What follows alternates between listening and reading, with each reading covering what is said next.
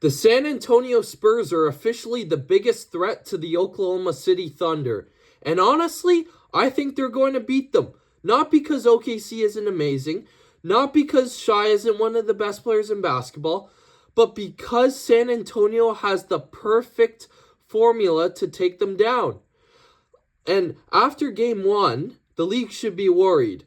First off, let's talk about the obvious reason. Victor Wembanyama. Nobody in the NBA changes a playoff series defensively the way Wemby does. The Thunder thrive off rim pressure, transition buckets, and getting downhill with pace. But against the Spurs, the paint suddenly looks closed.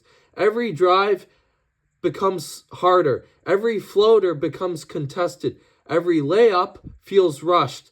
Wemby doesn't just block shots, he changes entire offensive game plans.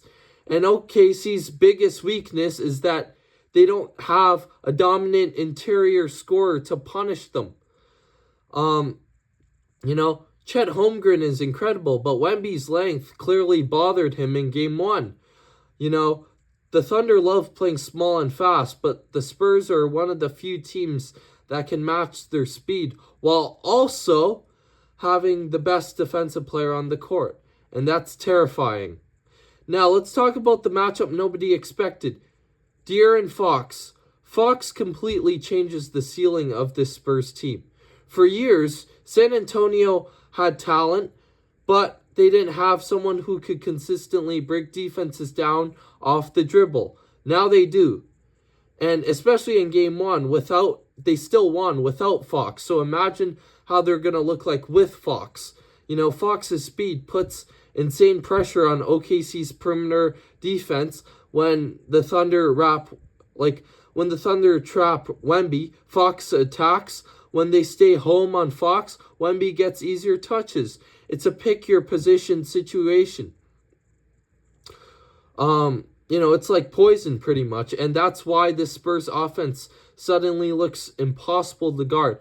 But honestly, the biggest reason I think San Antonio wins the series is the experience and composure, which sounds weird because this is still a young team. They haven't been here before. This is their first season here, and OKC has won the chip last year, but they play with maturity way beyond their age. They don't panic. They don't move. They don't move the ball. They move the ball. They defend every possession, and most importantly, they have depth. Stephon Castle has been unbelievable defensively. Vassell gives them shot creation. Keldon Johnson brings physicality and energy. This isn't just Wemby carrying random role players anymore. This is a complete basketball team. Complete. And meanwhile, OKC might finally be running into the problem people ignored all season. They rely heavily on perimeter creation, and in the playoffs, when defenses tighten up, that becomes harder and harder. If Shai has an off shooting night, which he just did in game one, who consistently creates easy offense, Jalen Williams is great, Chet is great, but San Antonio has more matchup versatility right now. They can go big, they can go small, they can switch, they can protect the rim, and defensively, they have Defensively, they have one thing every championship team needs: a true defensive anchor. That's why game one mattered so much. The Spurs already proved they can beat OKC on the road.